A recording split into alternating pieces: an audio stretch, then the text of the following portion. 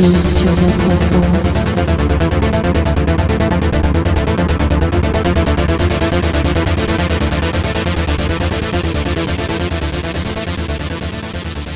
Bienvenue dans J'irai cracher sur votre enfance, le podcast qui prend votre enfance, la met dans une baignoire, verse un sac de chaud sur votre enfance et après l'enterre dans le jardin avec ce qu'il en reste.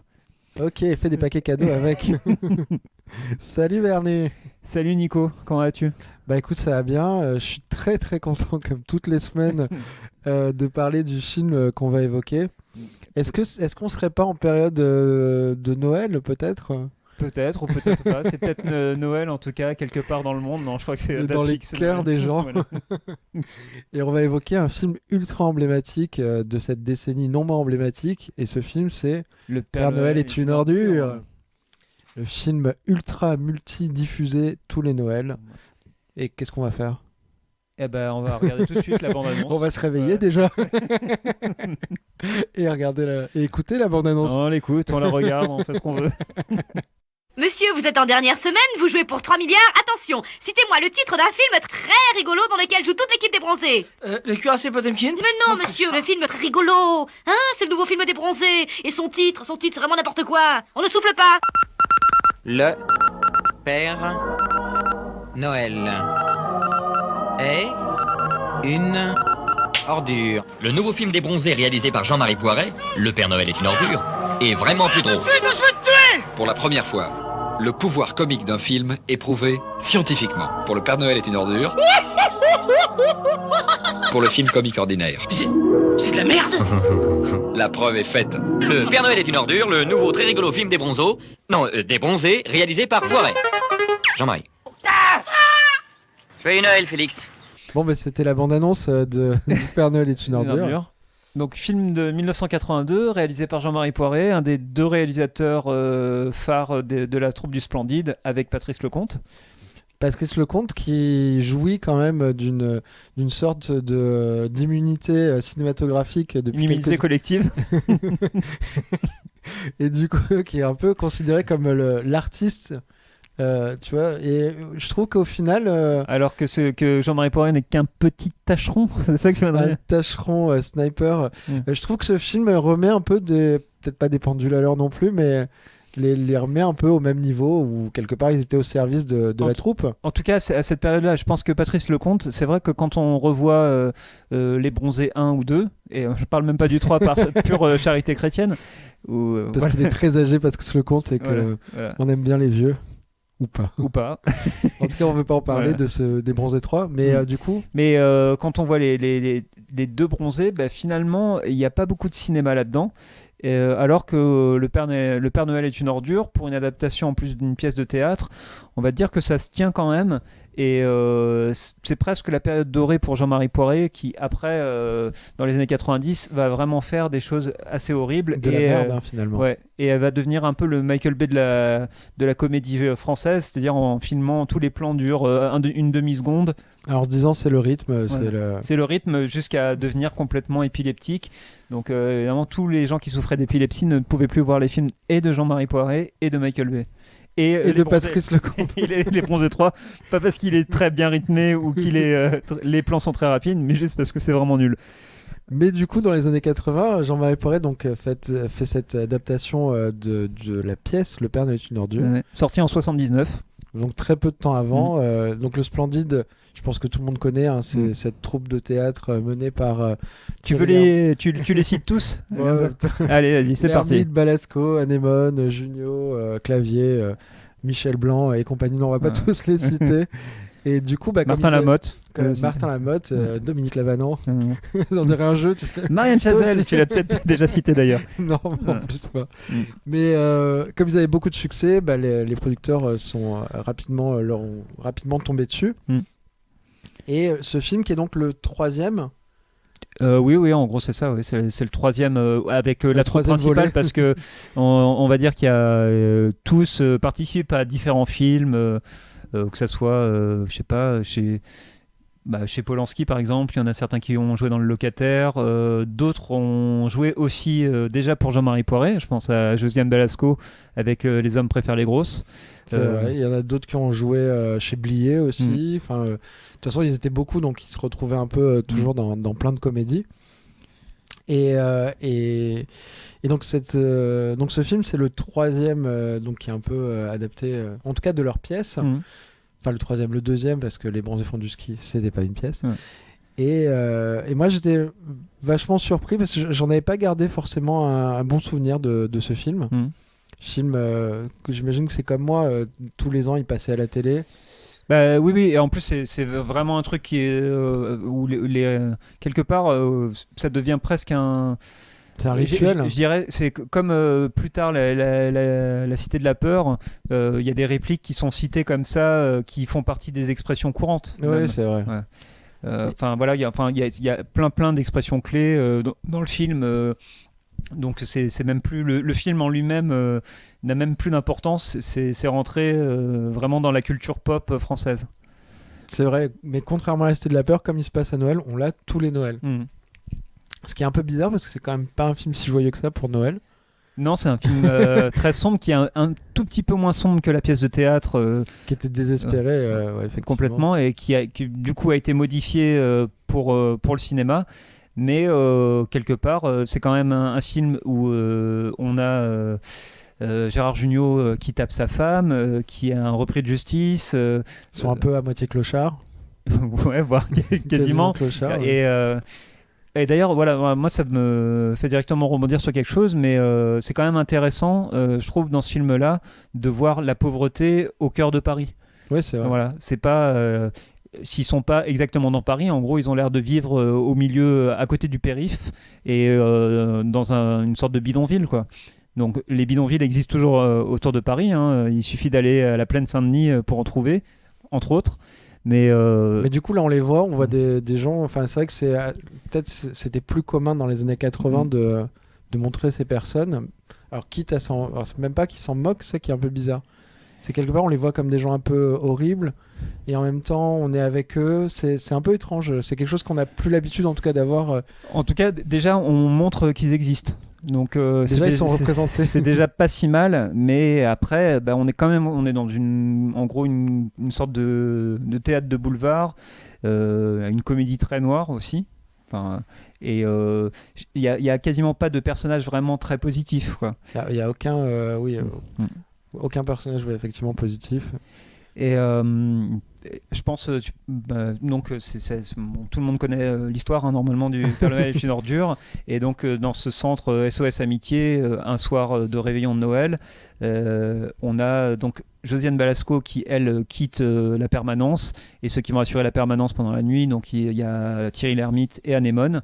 Et donc ça fait une association qui a l'air, en gros, ça a l'air d'être des chrétiens de gauche, quoi. Oui, c'est ça. C'est un peu ça. Un peu catho, un peu. Voilà, c'est ça, c'est les cathos de gauche, quoi. Avec les trucs de Jakarta, je sais pas forcément s'ils sont de gauche, hein, d'ailleurs, dans le film. Par exemple, le personnage de Balasco, je pense qu'il fait un peu de droite, hein, quand même. Oui, alors d'ailleurs, à noter que Balasco, normalement, ne devait pas faire partie du film. En tout cas, elle n'était pas dans la pièce de théâtre. Et donc, je crois qu'elle s'appelle Madame Musquin dans le film. Et dans la pièce de théâtre, il y a Monsieur Musquin qui est cité, qui est évoqué, mais pas de Madame Musquin. Et donc, elle a été rajoutée dans le film par Jean-Marie Poiret, puisqu'elle avait déjà joué dans...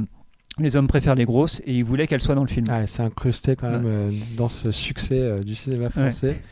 Ouais. Et peut-être que ça nous permet de dire aussi que, enfin, moi c'est un personnage que je trouve qu'on voit trop peu en fait dans le film. On s'en débarrasse un petit peu rapidement, ou en tout cas son histoire est un peu en parallèle du reste. Ouais, alors moi je suis pas, enfin j'ai pas exactement cette lecture là. Ouais. Effectivement, elle est moins présente que les autres. Après, elle est là pendant tout le film, et je trouve que il y a l'intelligence peut-être de Poiret, hein, je sais pas, ou de Balasco, mais effectivement à chaque fois qu'elle est là, elle vole toutes les scènes. Par contre. Il suffit qu'elle mette une claque à Junio et ça fait une scène emblématique.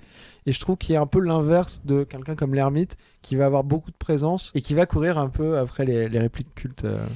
Et alors, ouais, c'est là où le film, en fait, tient encore la route, je dirais, mais il y a une grosse perte de rythme dans le film, et notamment l'ermite, je trouve que dans tout le début du film, à partir du moment où il apparaît jusqu'à à peu près la moitié du film, tout tient un peu la route, ses insultes à Anémone quand il se coince le doigt avec j'ai le l'impression que disjoncteur. c'est après ça justement que j'ai l'impression qu'à ce moment-là il a tout donné en fait. Il y a le coup du gilet, il y a la peinture aussi qui est assez drôle, enfin la remise de cadeaux entre les deux. Ouais, c'est vrai. Mais je sais pas, il y a un moment où c'est peut-être pas l'acteur non plus le plus fin de l'histoire du cinéma, et il montre un peu ses limites. C'est difficile en fait, il peut pas faire tenir un film à lui tout seul, et le film se repose quand même beaucoup trop sur lui. Oui, c'est un peu dommage mais quelque part Clavier, il y a un peu ce côté un peu trop peu qu'on on n'aura pas tant que ça dans sa filmographie. Non, d'habitude c'est un trop beaucoup trop, mais au final il apparaît assez tard dans le film. Donc il joue un travesti. Il joue le travesti qui va emmerder l'ermite, qui va vouloir absolument aller dans la permanence et danser avec lui dans le noir. Et ben d'ailleurs, moi, en revoyant Le Père Noël est une ordure, j'ai eu un petit peu de regret par rapport à la carrière de Clavier. Qu'est-ce que ça aurait été entre de meilleures mains ? Ben oui, et puis qu'est-ce que ça aurait été s'il n'avait pas choisi finalement d'accompagner Jean-Marie Poiret pendant assez longtemps, et aussi Jean-Marie Poiret qui allait vers un cinéma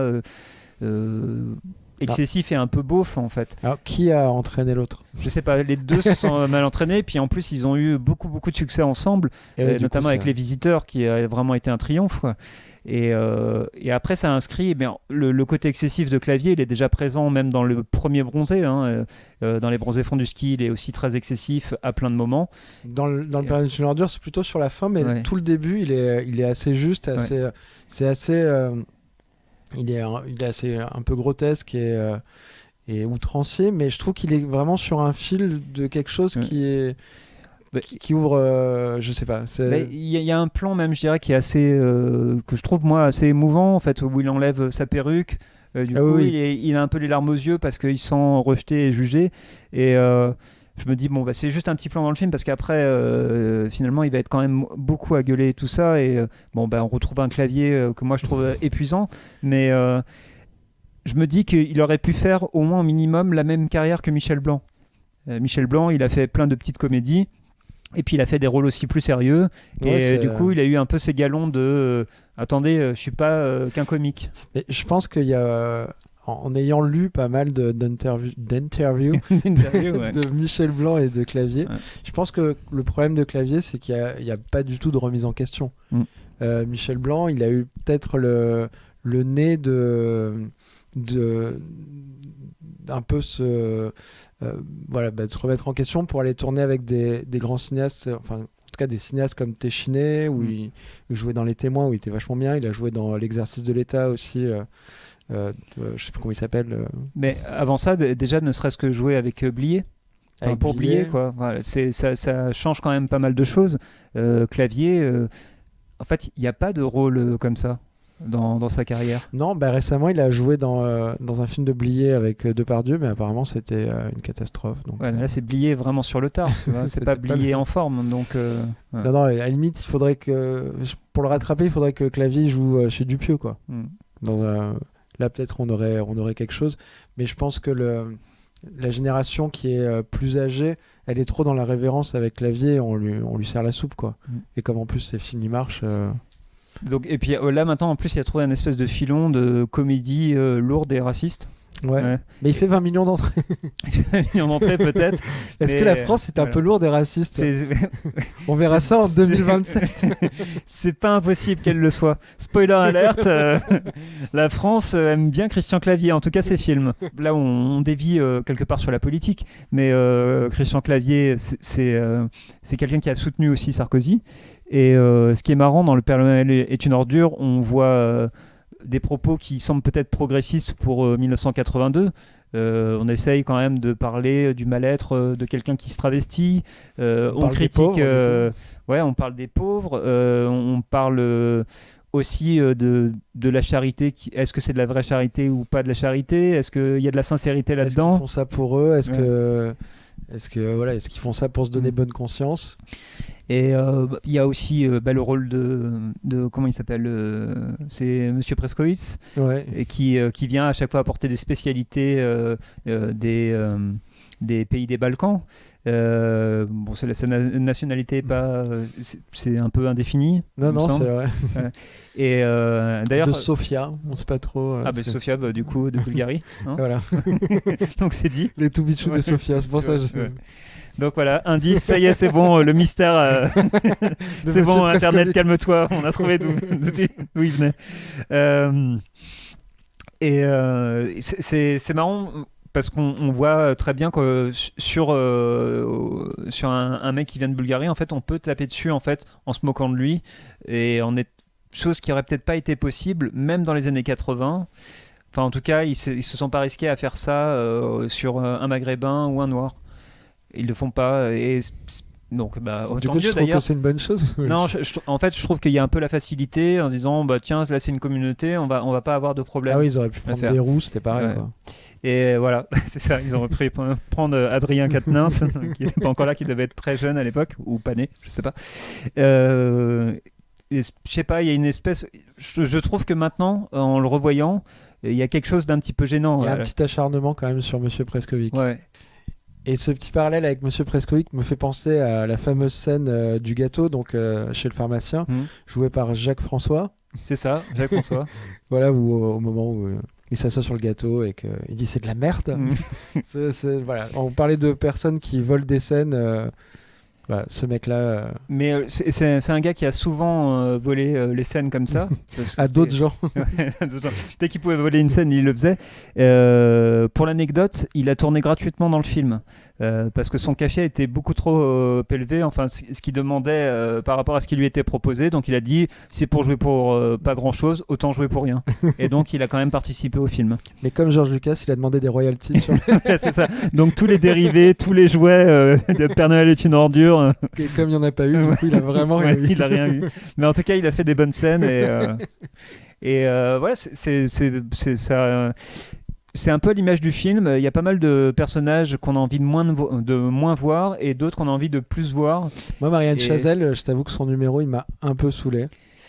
C'est un peu dur, ouais. C'est un peu dur, et moi je me suis fait cette réflexion-là en me disant que, évidemment, l'humour il n'est pas forcément éternel. Enfin, et ce qui faisait rire dans les années 80 et 90, il y a un moment, il y a une date de péremption un peu, et il y a plein de choses qui restent encore assez drôles, et d'autres. C'est plutôt bien écrit, hein. De toute façon, c'est bien écrit.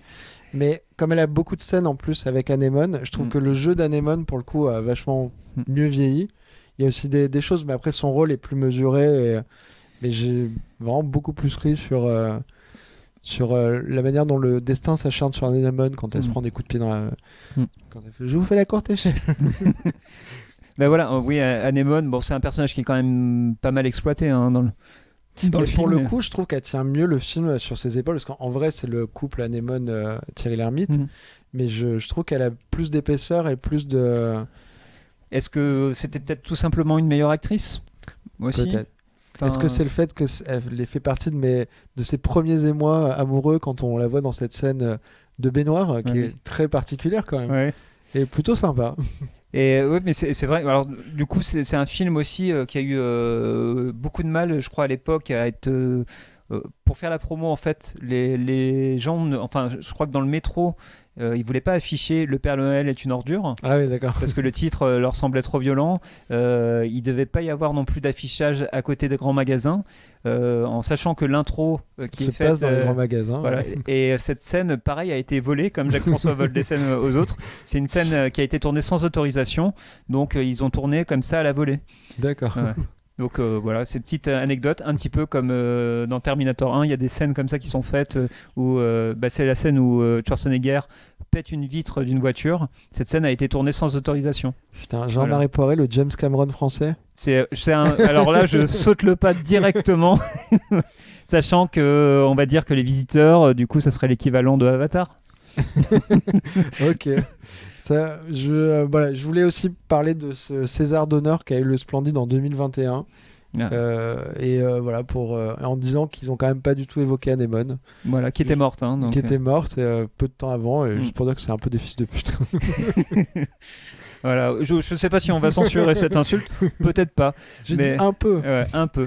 Mais je trouve que déjà, on voit pas mal de ce que va devenir leur film. Enfin, maintenant c'est un peu facile, maintenant on connaît leur filmographie, mais en les voyant dans ce film-là, quelque part il y aura plus grand chose. S'il y aura Papy fait de la résistance, on va dire comme grand film un petit peu en commun, Ouais. mais après ça va un peu se disloquer, chacun va faire sa carrière de son côté, et on voit ce qu'ils vont déjà devenir.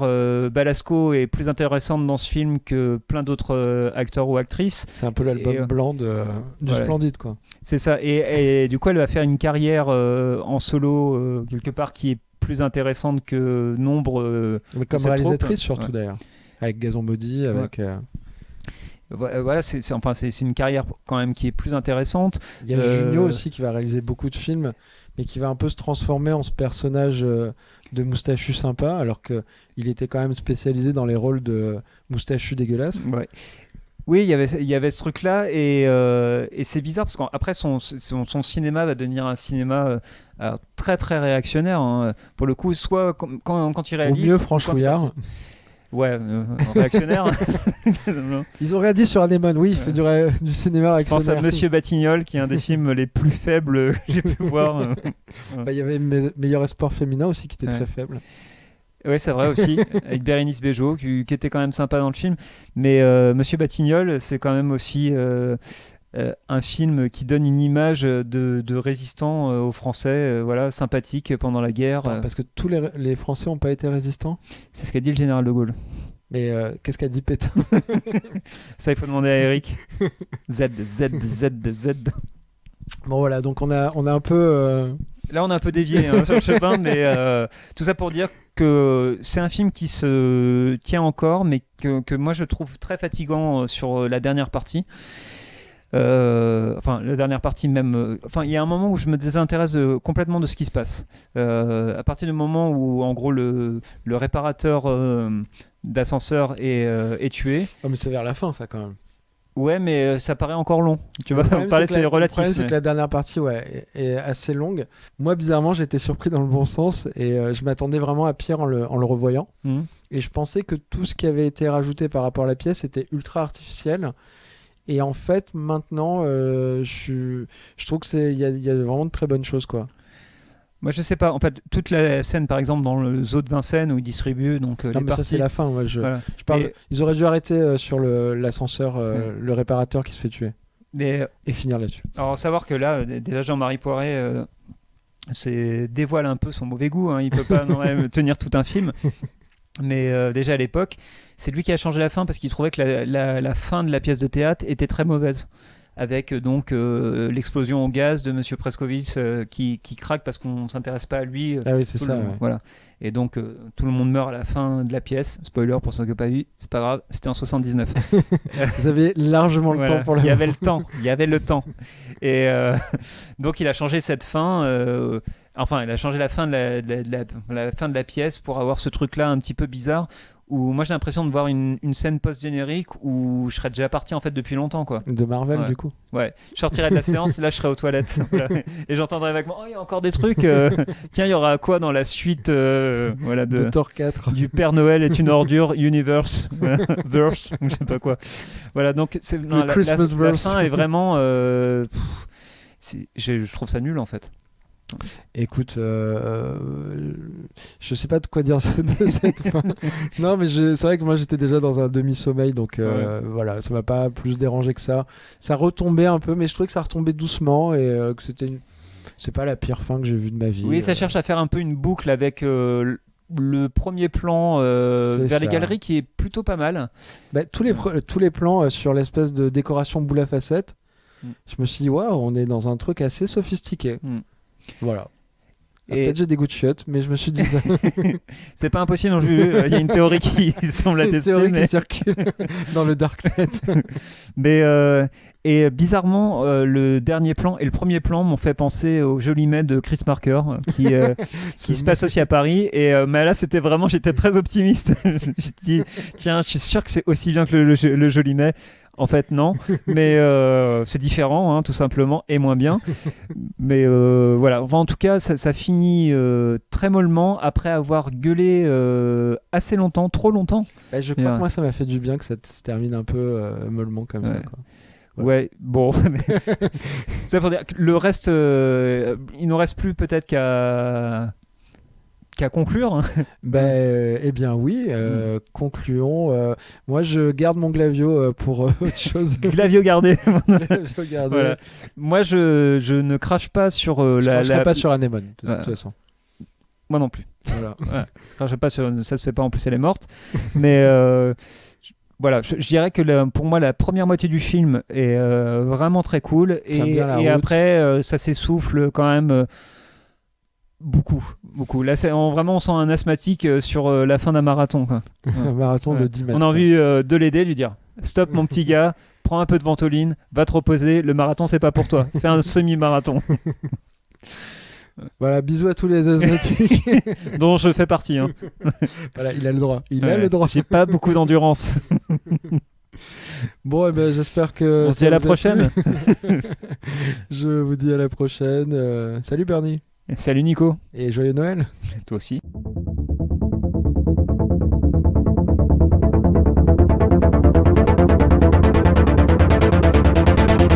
J'ai craché sur votre enfance.